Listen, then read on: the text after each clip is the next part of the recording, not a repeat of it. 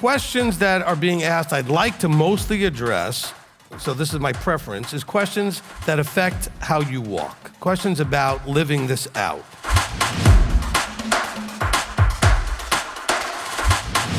What he's always told me is, tell them that if they're doing what they're supposed to be doing, they'll be where they're supposed to be. But you need a teacher to teach you what it is you need to be doing.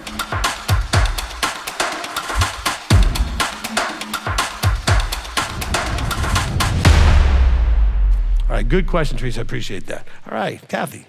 The whole forgiveness thing and how you've given us Torah because we get to go through it every year so that we can actually have something to stand on for the Brit. Right. And I appreciated what you said about relationships with people are fluid, they're contingent on what you have in common with them. And if it's a blessing versus a curse, however, I sort of understood, I think, Monique's thing about, okay, we're Torah observant, we're a community. If I step or trespass on you, if we have something that we need a right ruling, we'll come to you for the right ruling. But still, we're mishpachah, we're brothers and sisters. And I don't know, but a higher standard, and then we have what Yeshua said, or the intent of Torah is the love, joy, peace, patience, kindness, goodness. Right. And self-control. And so expectation, I understood the toxic part, but expectation, are we really working hard to reconcile, because that's the next step, the forgiveness and then reconciliation on some level. Right. Aren't we called to work a little bit harder? Yes. Now, I really love the one about if you punched someone in the face, right, another person's wife. I loved that one. So that was, maybe you can share what you said. People need to know she didn't you. love that somebody punched somebody in the face. No, I loved your response. It was the response. It was the metaphor that I used with it. But the point is this, first of all right? And this is for all of you, okay? Take this the right way, all right? We have no idea how Torah observant anybody is in this room or in the body. So stop saying, well, we're Torah observant, so basically blah, blah, blah. No, we're supposed to be Torah observant, then blah, blah, blah. So, we're mishpachah. No, we're not. We're supposed to be. Mishpachah is family. Okay, stop thinking that we are what we're headed towards already. We're not there yet. Because people are like, well, why can't we do this as a group? Because as a group, we're not actually really a group yet. Right. You think we're a community. Well, we're developing into one. Somebody asked a question in the zone meeting about, well, why don't we have, I think this is in zone 3, about zone 2, having some sort of business thing, sharing of recommending people's businesses and all that just within the body, because the Jewish community does a great job with all that. I didn't say this in the zone meeting, but one of the measures of the solidness of a community is, how long a dollar stays in it, because it gets passed around from business to person to serving and whatever you're doing as each person's passing that same dollar around. But the problem is, there's too many of you that will do a lousy job, offend somebody, hurt their feelings, not do because you overcommitted, you underproduced, and the whole thing goes to you know what, all right? But everybody thinks, but we're all Torah observant, we're all family, and we're still people. So please, don't increase or overly increase your expectation. You should hope and expect that we're heading in that direction, but don't expect that we're there. We're not there. All right, Kathy's coming back up. Let her come back. Okay? But we're not there yet. Okay? I'm going to get to the other example you wanted with the reconciliation in a second. Okay? But that's the first part of this. But we're a kingdom of priests. No, you are not. One day. Okay? One day. We're mishpachah. That means family. Yes, you're supposed to be, but you're acting more like worldly family than his family because you bicker and fight and ignore and do all the things that secular people do. We're not there yet. But we should be able to do this and this because that person's Torah observant. Well, you don't have no idea what they do. okay? You have no idea. You see what you see, but what about all the internal stuff and the stuff you don't see? All of us are heading, hopefully, in that direction. Wheat and tares are growing up together, all right? So we're aiming at being family in every possible sense properly with that. We're aiming at being trustworthy, Torah-observant people that don't overcommit and underproduce and that kind of thing. I have had to pay out of my own pocket to fix mistakes brethren have made helping brethren, okay? And both ended up leaving eventually, okay? It's happened so many times where somebody hired somebody in the body, quote unquote, and it went badly. You're not ready to handle that person making a mistake, and the person making a mistake is not ready to handle owning it. That's because we're not grown up yet. I should be able to hire you, you mess up, me be able to handle that, and you be able to handle it, own it, and fix it like you're supposed to. Because I shouldn't expect perfection, and you should own if you mess up. But you know, it doesn't happen like that often enough. So I can't, you know what's really sad? I can't comfortably recommend you guys to each other. Isn't that sad? And some people watching like, man, what's wrong with that congregation? This is every congregation. Don't kid yourself. People are like, oh, I'm not going there. They're all messed up. Where are you going to go? That's not like that.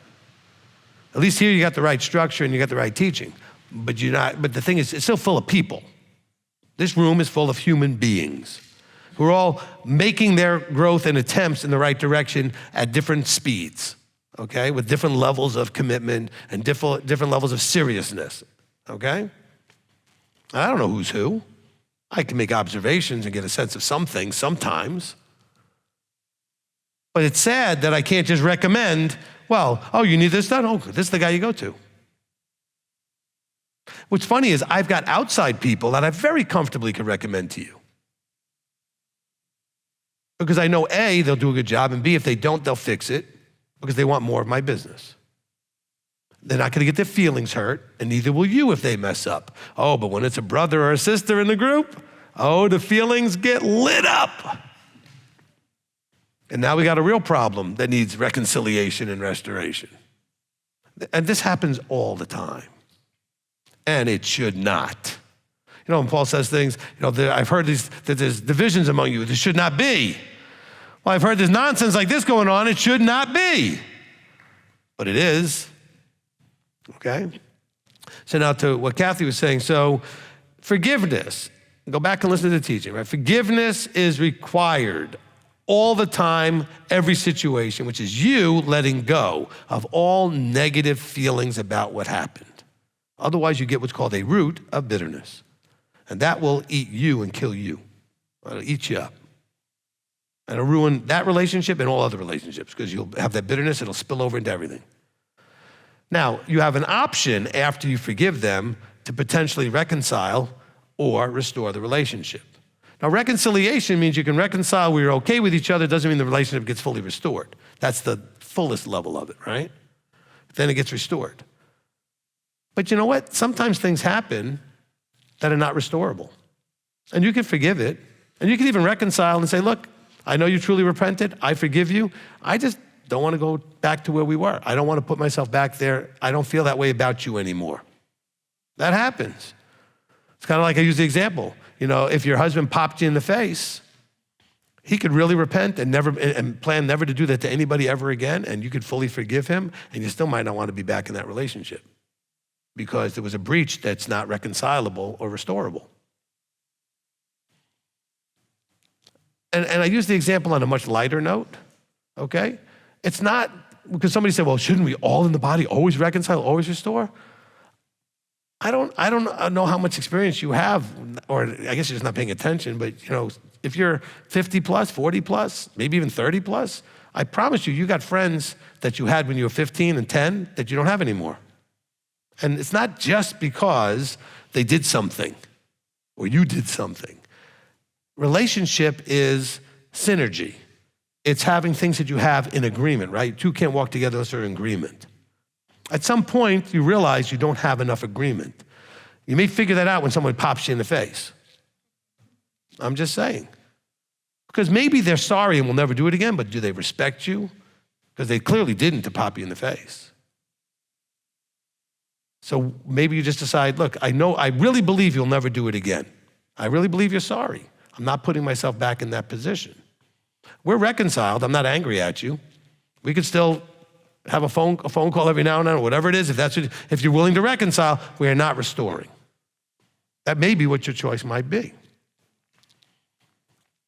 I talk to people on a regular basis that get either literally or figuratively popped in the face, and they just don't divorce. I'm like, I don't understand that. Okay, that's a breach that I would not tolerate, and I wouldn't think anybody should tolerate. Okay, but you should forgive it though. But people always say, well, what if you know they genuinely? How do you know they genuinely repented anyway? Well, let's say they did. I still might realize I get popped out of my dreamy thinking, whatever our relationship is. I realize, you know what? We really don't have the relationship I thought we had. Maybe I'm okay with this thing not getting restored. Because now reality has finally come in for me to see things the way they are. And I realize, you know what? I'm not mad at you. I might even still love you, but at a distance. And by the way, most of the people I love in my life, most, are at a distance. Okay? I love my wife nearby. But everybody else is pretty much at a distance. Even my children, I love them at a distance. They're not home with me. Okay? So you can love people at a distance. And so we just have to understand that. Okay? Because I have so many friends that I grew up with that I remember being really close with, I don't even talk to, and not for years and decades. And it's not because anything went bad. We just no longer had things in common. Whatever made the relationship work back then. We drifted apart because we didn't have common things. All right, did that answer the question? Yes, very well. I wanted just to go back. I felt compelled I had to get up for what Brianna shared about the woman and going, and you talked about it being the difference between having the information but the knowledge. And I don't think that verse, that psalm has it, but when you choose to, maybe you have a surface knowledge, oh, this is kind of dicey, maybe I shouldn't be doing this, or even, but you're so much in what you want, your flesh. Right. You don't, what is the scripture, Papa, that says you're not going to know, that they don't know the ending? Basically, you have no idea what a silly, stupid, momentary abandonment and loving your flesh more, what the cost can be throughout your whole life. Yeah. So, yes, I have forgiveness. I have all of these things, but it has cost me dearly. And there is no simple matter. And I went into death, and part of me is still experiencing that death. Not that I haven't been brought to life and given that, but there is a reaping and sowing principle. And some things are longer lasting sowing. Reaping. There's a reaping that can last a while, sure. Like for the rest of your life. Could be. So could be. Thank you, Brianna. Jennifer. Shabbat Shalom, Rabbi. Shabbat Shalom. So my question's a little bit more personal, but I felt like it would probably still be appropriate and maybe help somebody else. I had a situation that happened recently where I rented a house. Before, I recently bought a house. I had rented a house for 2 years. And I feel like the way we should operate at work or in our lives is to the most integrity. We should be operating in a way that Yahweh would be like, yeah, that's, they're with me, right? 100%. So when I was renting this house, everything that I did, I paid early every month. If something was wrong, I was on top of it, letting them know. And it's sometimes to the point of kind of going past the expectation Sure. of a tenant, right? Like, so I treated it like my house. You know, had the gutters cleaned, did things like that. And in the end, like when I left, the guy, like, he just, I'm gonna not say what I want to say, but he hit me with some fees, you know, in the end, and took some things out of my deposit. And I don't care about the money at all. But Right, but it it's a made slap me in the so face.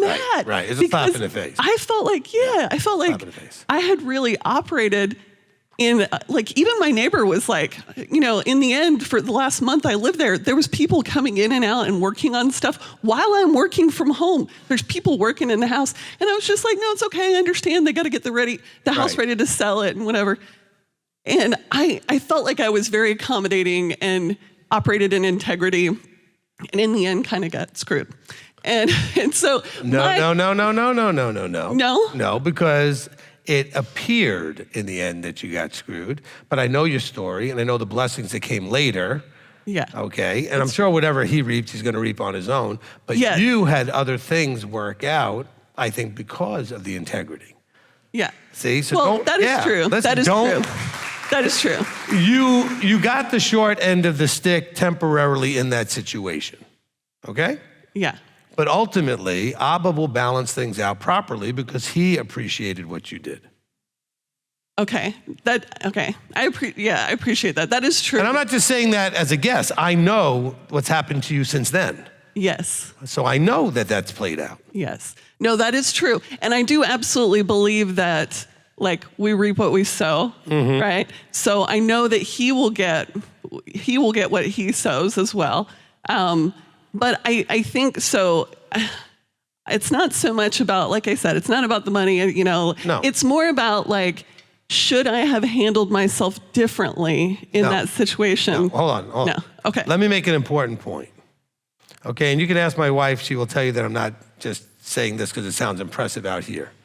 Okay? Because I'm going to say what I think you should do, and I'm going to tell you I always do this to the best I can. You do what's right because it's right, not because of what will come next. Okay? You do what's right. I had a blast out fight with a guy at work right after I got married, and we were in Florida, and this guy was so wrong, okay? But I blew my cork, so I was wrong. So the next day, I went to him, and I said, look, I'm still not agreeing with you, but I want to apologize for my part because I shouldn't have lost my temper and popped my cork. My wife's like, why would you do that? Because it still was the right thing to do, okay? To my detriment, short term, it doesn't matter if it's to my detriment short term. I'm going to do what's right because it's right, not because it will benefit me in any way. Because I know it will ultimately benefit me to consistently do what's right, all right? Even though sometimes it'll seem like I'm gonna get mocked or attacked or some other thing, or it's gonna blow up in my face. You did what you did because with integrity, you believe that's what you should do. And you're going to benefit from that over the long haul, okay? Let me use an odd example maybe for you, okay? I've done commodities trading, right? And I've done other things that are gambling related like that. Because even believe it or not, stock market and commodities is illegal gambling, okay? We call it investing. No, you're betting on which way the thing's gonna go, okay? Now, that being said, I also played poker, other things like that. And the point was that I want to make is that if you had a plan that you knew over a consistent period of time would end up in your favor, even though it will not work in your favor every single time, you know that sometimes it's going to blow up a little bit. But you make the choice because you know over time that choice will work, okay? Anybody's ever played basic strategy, blackjack, you know the basic strategy. Blackjack says, if they've got this and you've got this is what you do, period. No thought, no emotions, no wondering that you think you know what the next card's gonna be. You hit or you don't. Because you know the percentage is, if you do that over time, you will have this much of a chance to come out ahead. But you do it mechanically, knowing it will work over time. If I jump in emotionally and do anything different, it will blow up in my face. So keep doing what's right, knowing that what's right pays off in the end, no matter what it looks like short term. That's the whole point that I'm trying to make. And I'm using examples, same thing when I was trading. If I had a trading strategy that I knew worked well over time, I also knew it wouldn't work every time. But I had to be consistent and not derail and go sideways and go try something different. Stick to the plan, stick to the plan. Your plan was, and it was congruent with you, because you would have you wouldn't have liked it if you didn't do those things. You knew you wanted to be that person who went above and beyond. It was congruent with who you are. Yeah, he didn't appreciate it. So what? I mean, it's sad, it's unfortunate, it's a little upsetting, but so what? You're not doing it for that reason. You did it because it's you. It's what you do. And my wife had said that when we first met, before she really understood me. She said, why would you do that? Because it's right. At least in my opinion, it's right, okay? I did it because it was the right thing to do. But you didn't have to do that. I know. I didn't do it for them. I didn't do it for you. I did it because I felt it was right, okay? And whether it worked well or not didn't really matter to me so much. I was glad I did it because it was what I knew was right for me to do. Does that make sense for everybody? Okay? That's super helpful. Because for me personally, I learned a long time ago that I can never set the expectation for somebody else that I have for myself. And so I live that way. Like, I don't generally expect people to act in situations like I would, but every once in a while I get sideswiped like this. And then I feel like, well, am I getting taken advantage of? But that's a really good point, is that no, this is just the character of the kind of person I want to have. Okay. Right? You could say or feel about the taking advantage thing if he was asking you to do these extra things. You're right. Yeah. Okay? And then this happened. You voluntarily, I was going above and beyond. You did this. Yeah.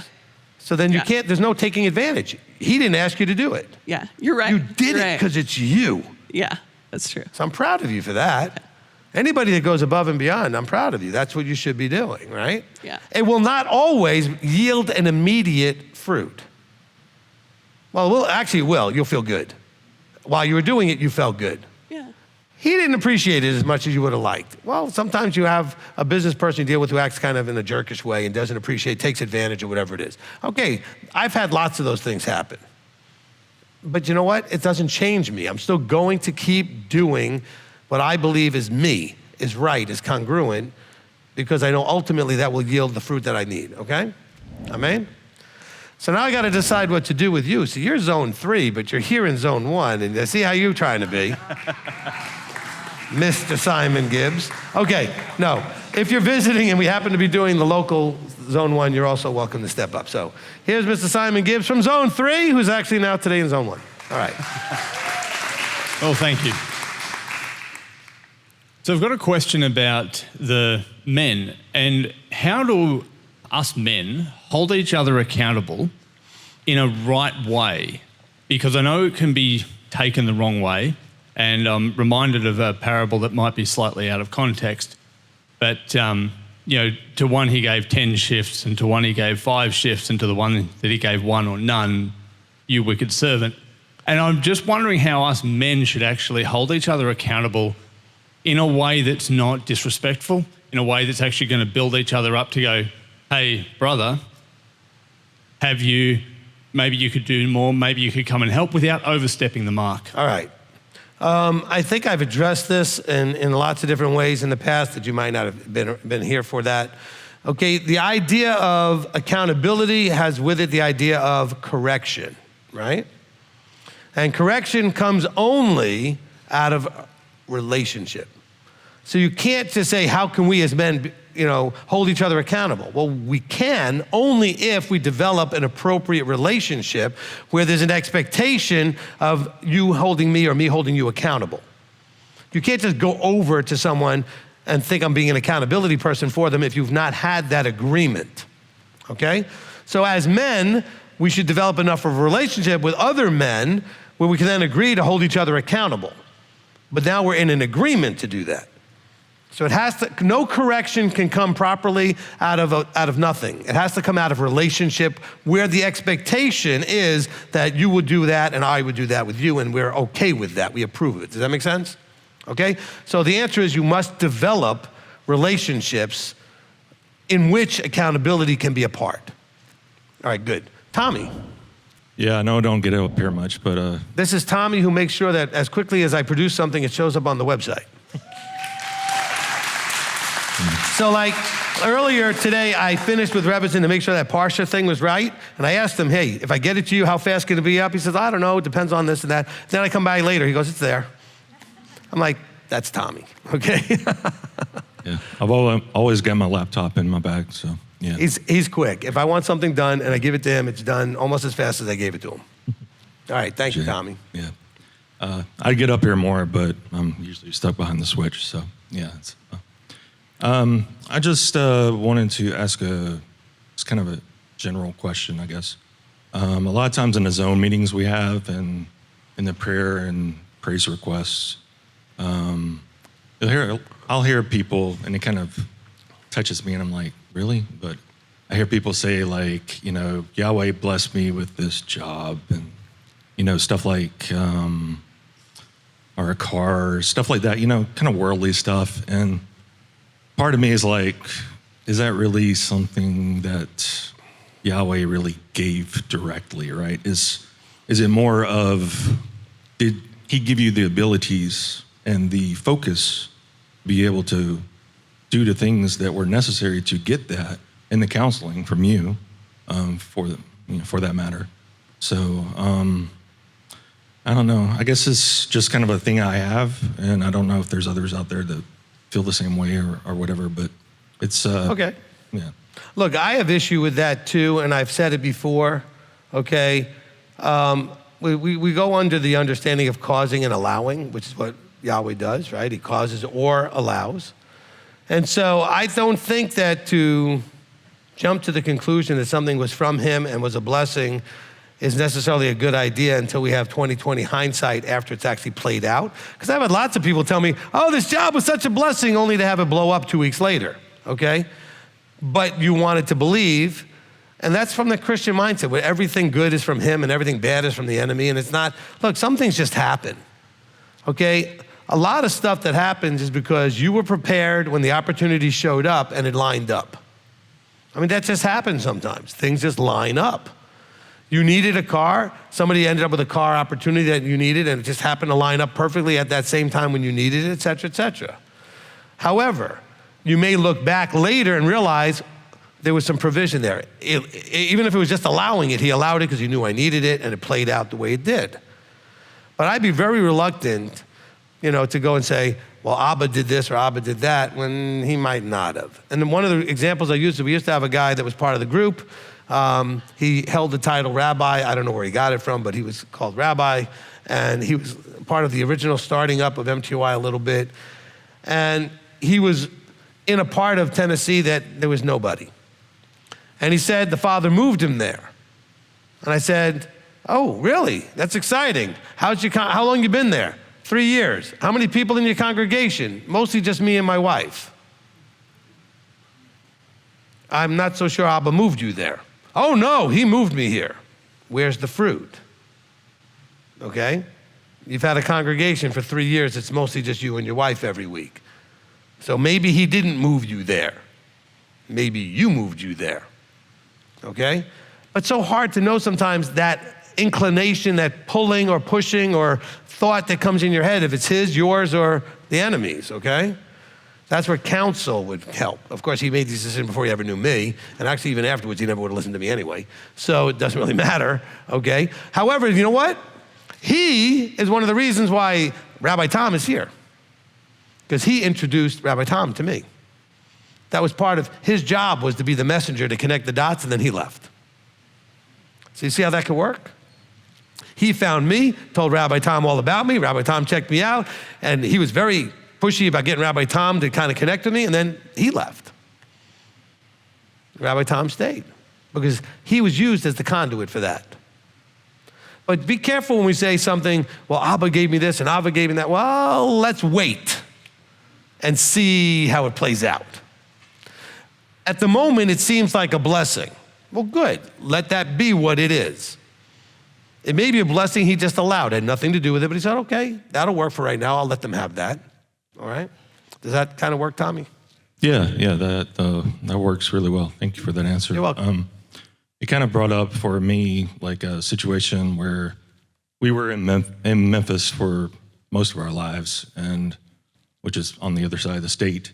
And so I thought I had a job. I thought I had my present job there lined up where I could work remotely. And like we'd already put the house on the market. We had offers on it, and then they back out on me at the last second.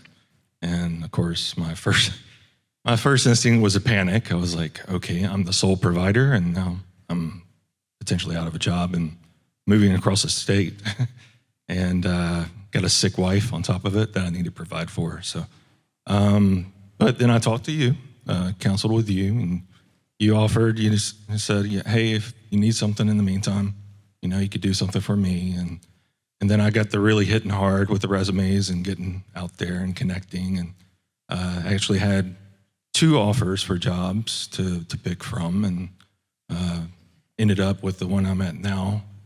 And it was just, in hindsight, it was a big blessing for Mamba, because I not only got to work remotely full-time from home and got to be there to support my wife and my kids, but I also got a major pay raise and was able to provide for, a nice home for us to live in and work out of. And and to be here, obviously, was the biggest praise of all, that we could actually come here and be in community with people who are like-minded.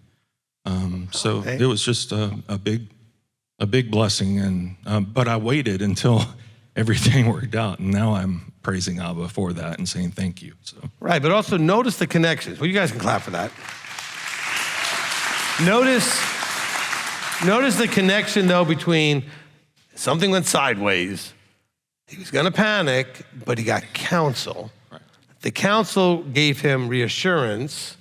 He then shifted from panic mode to productive mode, got his resumes out and everything else, and then it all worked out, okay? But had he stayed in panic mode, that might have been too distracting to get into productive mode. Because it's hard to do these things if you're in freak out mode, right? But the point is, he came here first. He called and got counsel, which a lot of you go into panic mode and never think you should get counsel, okay? And that's really the key point there. All right, thank you, Tommy, appreciate that. All right, Evan. All right. I just got one question, and it's more like a Rosh Kodesh, like life question. And so since we're in the walk, I'd kind of like to hear like your perspective on it. And so forgive me that you may have probably answered this in a level up class. I just probably got to rewatch it. So my question is, what do you think like truly matters in life and what doesn't, and what should you fill up your life with?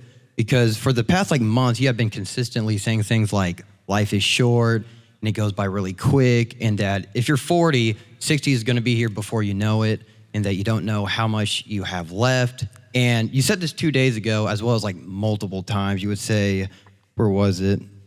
You would say, live your life as if he's coming tomorrow, but plan your life as if he's not coming in your lifetime. I've said that many times. And I'm like, man, I probably need to get a little bit clarification on that. It reminded me of a couple of things. And one, I would really like to bring this up. It's about our like wants and desires.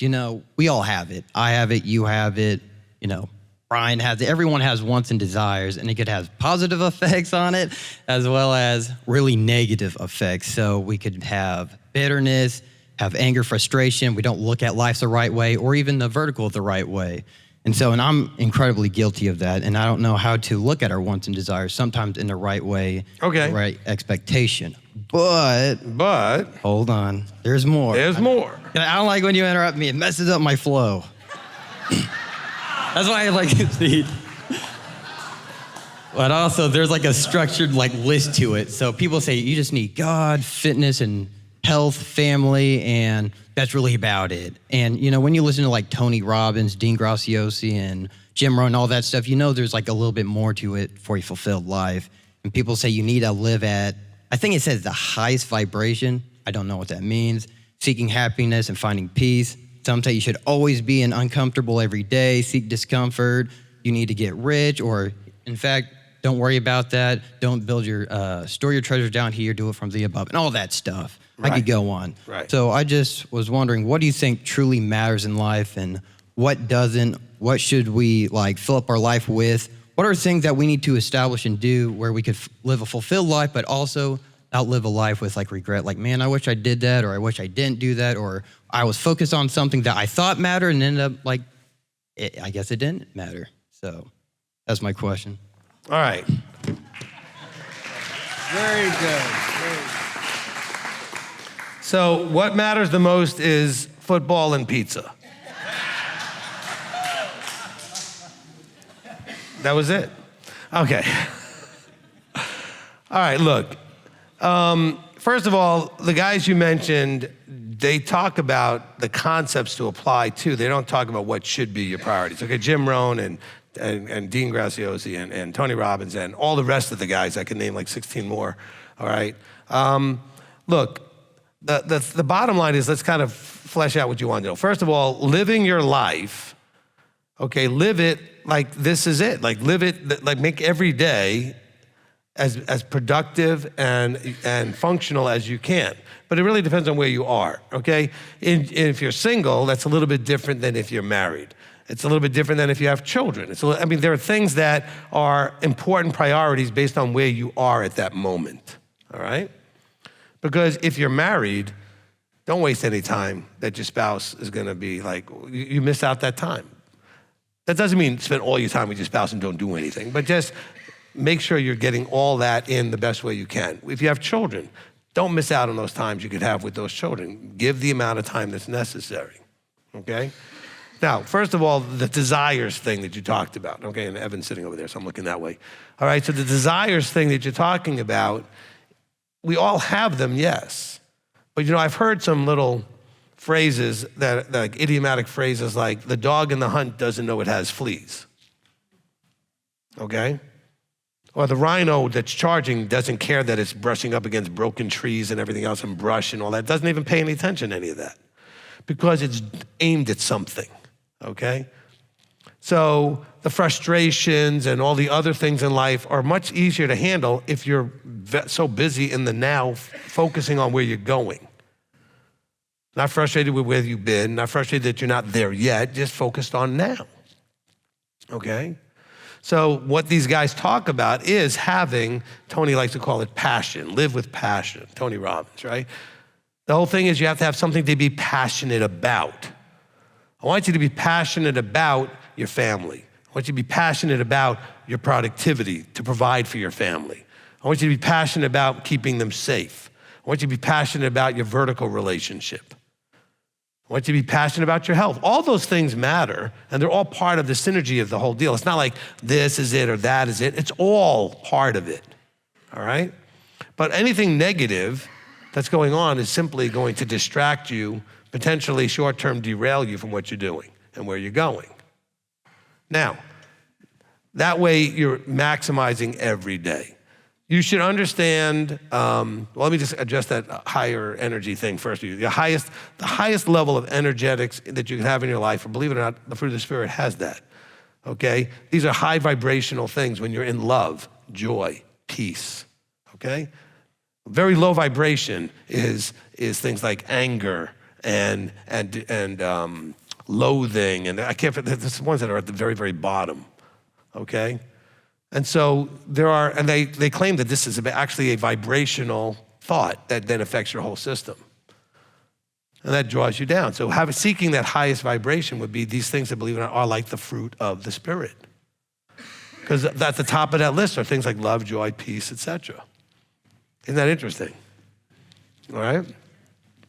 And then the other things, the lusts and all of the other negative emotions are all low vibration, which, by the way, put you in the most highly susceptible place to get sick, to get disease. Because those diseases don't function well in a high vibrational creature. Okay, they live and thrive in something low vibrational, which is why when you're in a bad place and you're all in negative and all this, next thing you know, you're sick. Okay? I almost never get sick, but I'm always in a high vibrational place. Okay? I'm always excited, I'm always focused, I'm always at peace, I'm not stressed about anything. Okay? I have stress in my life. I push my body hard. That's a physical stress, okay? I have no emotional stress. Ask my wife, she'll tell you, I am never emotionally stressed. Because that's a waste of time and it doesn't help me get anywhere. And so I don't spend time in those negative places. I mean, Elder will tell you, I spend all my time as best I can. Now, I might get a little angry for 5 seconds, like when a password doesn't work, but then that's only 5 seconds. He's seen me get upset, but it lasts only a few seconds. I will not allow myself to stay in that space.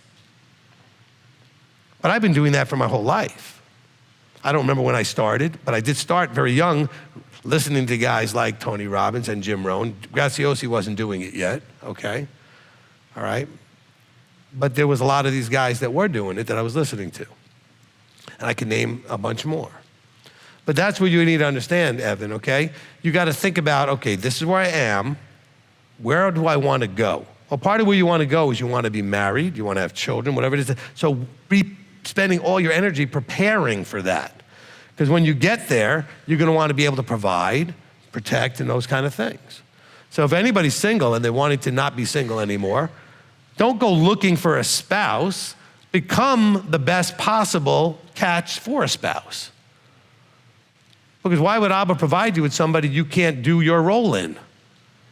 If you're not ready to be the wife, stop looking for a husband. And if you're not ready to be the husband, stop looking for a wife. Because then you're going to end up in counseling, I'm going to smack both of you. And you're going to be all frustrated with, well, he's not or she's not or whatever, okay? So prepare, okay, for you have your whole life, however long that is, and you don't know how long it is. But live it knowing you don't know, okay? Because if I told you right now you had 6 months to live, you might do some things different. Why? Why would you do anything different? Do it now because you don't know. Say the things you need to say to the people you need to say it to. Be with the people you need to be with. Do the things you need to do, especially to provide for those that you might leave behind. And make sure you've taken all those things and gotten your stuff all lined up properly. I mean, any of you that are married and do not have any way of making sure that your wife or your husband, whichever one's providing, that the other one is going to be taken care of if you're gone, shame on you. Either with, say, something like term life insurance or something, or self-insure, meaning you have the assets to take care of them. But you don't know what's going to happen to you, when it's going to happen, or if it's going to happen. So why are you not prepared? And most people don't have a will. Most people don't have insurance. Most people are not prepared for this whatsoever. And you're going to leave people a big problem if you're the one that goes and you did not take care of this. Why would you be that mean to your family? And inconsiderate and just callous, really. Because you're going to leave and you're going to be gone, so it's not going to bother you. You're gone. And you're going to leave them with a whole mess to deal with. Don't do that. So Evan, you keep growing. You keep doing the studying and listening to the people that I've taught you in the Level Up class. Listen to that class. Go back and re-listen to it. And focus on all those areas of your life, right? You have your spiritual life, your physical life, like your health, right? Your relationships, your finances, all right? And your social life. Those are your 5 major areas. And make sure you're doing what you need to make those as thriving and appropriate and healthy as you can. Now, the last thing I want to give you, because this is kind of important, how do you do and balance all these things? You have to, I learned this from a guy named Tim Ferriss, who wrote the 4-Hour Work Week. He also wrote another one called The 4-Hour Body. And in it, he talked about something called the minimum effective dose. All right? That is the smallest amount of anything you can do to be effective. In other words, he realized in working out, doing 5 sets of something was not actually as effective as maybe doing 3, or maybe doing 1. So what was the most effective minimum he could do, but still be effective? You know what? Your wife needs that. Your husband needs that. Your children need that. They don't necessarily need 5 hours of your time. They maybe need really good 1 hour of your time, but really good focused time. You know what I'm saying? Because you're saying, well, how do I get to do all these things and balance it out? Because you're thinking that there's going to be a lot more time doing each thing than it really needs if you do it well and give them what they actually need. Because it's an effective dose, and it's the minimum effective dose. For somebody, it might mean a lot more hours of something than for somebody else, but you got to learn what's effective for you and for them. I made sure to give my children at least that all the time. Some people are like, oh man, you brag about how you work all these hours, but I made time. Ask my wife, ask my children, I made time for them. Okay, I knew the dosage they needed. I didn't always keep it perfectly, but they got it better than somebody who made no effort, which is a lot of parents, okay? But I also made time then to do all the other things that needed to be done. So that concept will help you also, Evan, okay? All right. Look, it's Shabbat. I don't want to promote something that actually costs money, but if you know what? If you really want to get forward in life, consider the Level Up class. Contact us when it's not Shabbat. I'm not going to promote it here, and we'll let you know what that's all about. Okay, but it is about taking your life to the next level in all 5 of those areas. Okay. All right, Chris. Hi. I like what you said about making a will. Also, something you'd not do on Shabbat, but Dave Ramsey says anyone 18 plus should have a will, and so. Well, it's about you need a will if there's anybody to leave anything to. So it's not that you need a will if you got nothing to leave anybody, but the insurance you need, because if you die, somebody's going to have to take care of dealing with you once you die. And that's not cheap. Even the cheapest ways are not cheap. Okay, and I know people have died young. You just don't know. Okay, so you're leaving somebody a financial problem. All right, go ahead. Okay. So I had a couple questions in John. One is if my comment makes sense. So John 15, it's in verse 3, but 1, 2, and 3 I want to read. So I am the true vine, and my Father is the gardener. Every branch in me that bears no fruit, he takes away. And every branch that bears fruit, he prunes, so that it bears more fruit. You are already clean because of the word which I have spoken to you. So I have looked at the Greek in verse 2. The word for prune is related, very similar to the word for clean. So if you take either the word for prune and put it where clean is, or vice versa, you could say that, so Yeshua is pruning the disciples, and that's how they're already pruned because of the words that he's been speaking to them, or that they're already cleaned by that. Okay. Would be a one way to say it. Good. Okay. That's because I know that verse 3 kind of looks kind of all out of place, just right there, after between 2 and 4. So. Right, and keeping the context of pruning, and the Greek does bear that out, and so that's good. Yeah. Okay, and my other question, in John 7, at the end of the chapter, so. John, what was that? John 7. 7, okay. So, so Yeshua had been saying some things, and then verse 40, many from the crowd, when they had heard the words, then said, "This truly is the prophet." Others said, "This is the Messiah." But others said, "Does the Messiah then come out of Galilee? Did not the scripture say that the Messiah comes from the seed of David and from the village of Bethlehem, where David was?" So a division came about among the people because of him, and some of them wished to take him, but no one laid hands on him. The officers therefore came to the chief priests and Pharisees, and they said to him, "Why did you not bring him?" The officers answered, "Never has any man spoken like this man." The Pharisees therefore answered them, "Have you also been led astray? Has anyone of the rulers or of the Pharisees believed in him? But this crowd does not know the Torah, But this crowd that does not know the Torah is accursed." Nicodemus, who came to Yeshua by night, being one of them, said to them, "Does our Torah judge the man unless it hears first from him and knows what he is doing?" And then they answered and said to him, "Are you also from Galilee? Search and see that no prophet has arisen out of Galilee." So when they're talking about the curse in 49, right. 49, that's the curse of that's in Deuteronomy, right? That we've been reading, where like you're cursed for not hearing and obeying the word. Sure. Okay, so they think that Yeshua has been teaching something against Torah, and that they've been affected by that, leading them to the curse that they're. I mean, that'd be a very nice way to give them at least some credit for having some right understanding, but I don't think that's what's happening here. I think they just want to say anybody that's going to believe them and not believe us and put authority in this guy is accursed. I think they're twisting it a little bit to themselves. Now, they're using good language, which is why it sounds somewhat reasonable. So I agree with how you're connecting it. I don't know that they actually saw it that way. I think they were using this to point fingers and use what they would think is a justifiable spin as to why they're going to say those people are accursed. This was still a jealousy power struggle. Okay. And so in verse 51, when Nicodemus is replying to them, does our Torah judge the man unless it hears from him first and knows what he is doing? That would be kind of like saying, let's see what this is actually, what's actually happening, what Right, they're doing. you're judging something you have no idea. But they're judging it because they saw him as a threat to their status quo. All right, Lee. And it looks like you might be the last one, so that's good. Try not to jumble everything up here, but it seems like with the zone 1, they were talking about like healing. You talked about that in zone 1. Zone 2, this is zone 1. Sorry. You're talking about that. Got to put it right up by your mouth.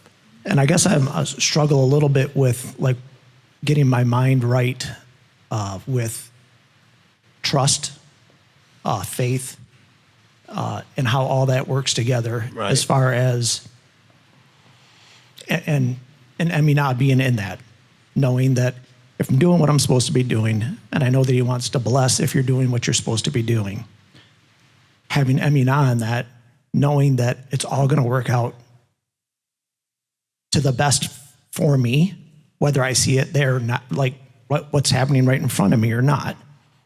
In the end, like I can see it happening. Like when I messed up my wrist, they said I wouldn't be able to use my hand. It's like, well, there's no way I'm going to be able to provide for my family. My hand has to work. That's not really an option. And I told right then I told the physician, I was like, well, I don't think you understand. Like I'm expecting a full recovery. She goes, you don't understand. I said, well, I don't think you understand. Right. Like it's gonna, Right. My wife was in tears because they said, you're gonna have to find another job. You're not gonna be able to use your hands. But I had I can't explain it, but in that instance, whenever that was brought to me, I instantly knew that, no, that's not gonna work out. Right. That's just not gonna, that's not, like it has to work. Right. I came down here, I had 4 jobs lined up, I get down here, all 4 of them, they were like, well, that's, election year, things are slowing down, we're nervous. I'm like, wow. And then, my wife was like, she goes, are you nervous? I'm like, no, that just means that there's something better. Amen. So 2 months, I've never been unemployed, but for 2 months almost, I didn't have a job. You're like, well, that's kind of tough. My dad passed during that time. I was able to go up to Michigan and spend time with my mom and to be able to take care of my dad before he passed. And now I have this job that it's a wonderful work environment and it all works out. So I guess not going with, in the Christian church, it was always, well, you have to have the faith. But is it having the faith, or is it knowing, like, from history? Like, he's brought me this far. Like, I've seen where he's provided here, here, here, here, and here. It's not me. It's him.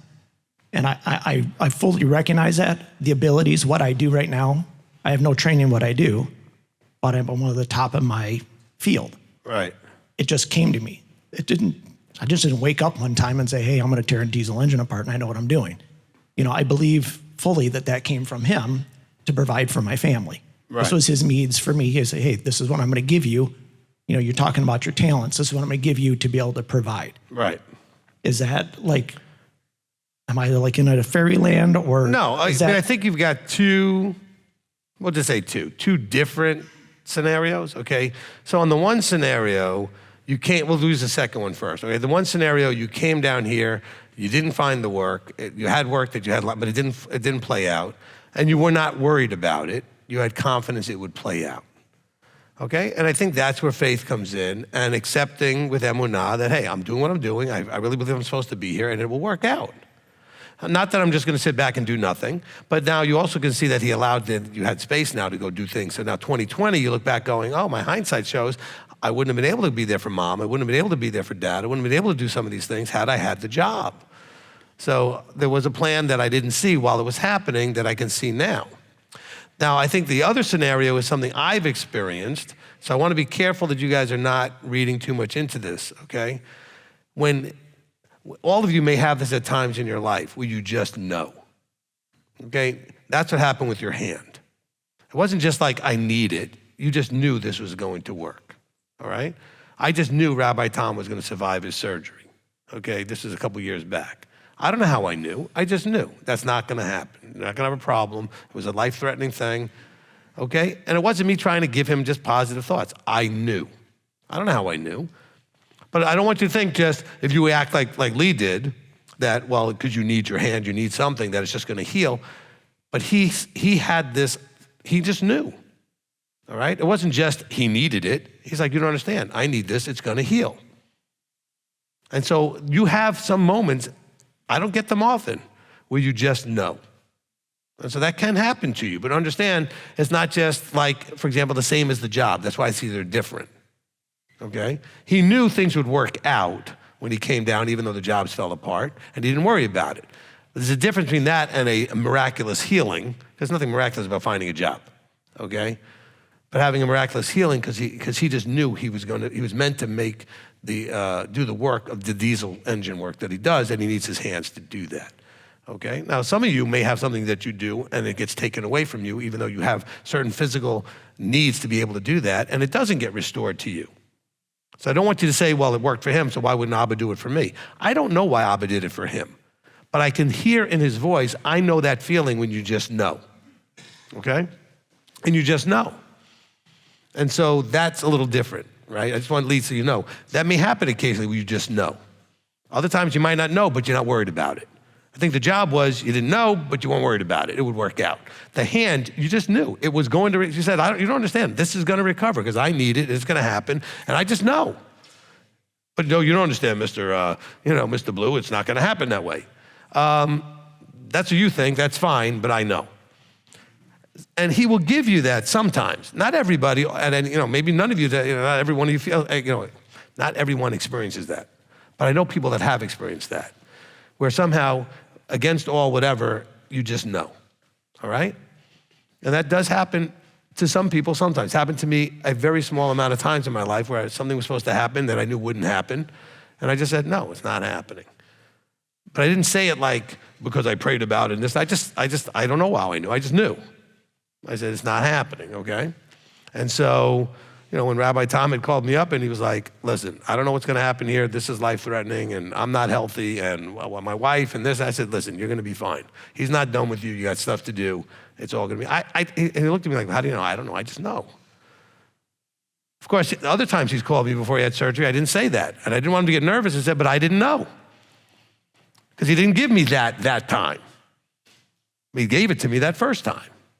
And maybe it's because that's what he needed to hear that first time because he was going to be okay. Maybe he didn't need it as much the second time, okay? But sometimes you just know. So hopefully, did that help? Did that make sense? I guess I was just trying to get from Christianity. Right, he's saying he's just trying to get the balance from Christianity of this whole thing, well, you gotta have faith and this and that. I think the faith that even Christianity tries to get you to have is what happened with the job. You just believed that it would work out. You were trusting. That's the emunah part, okay?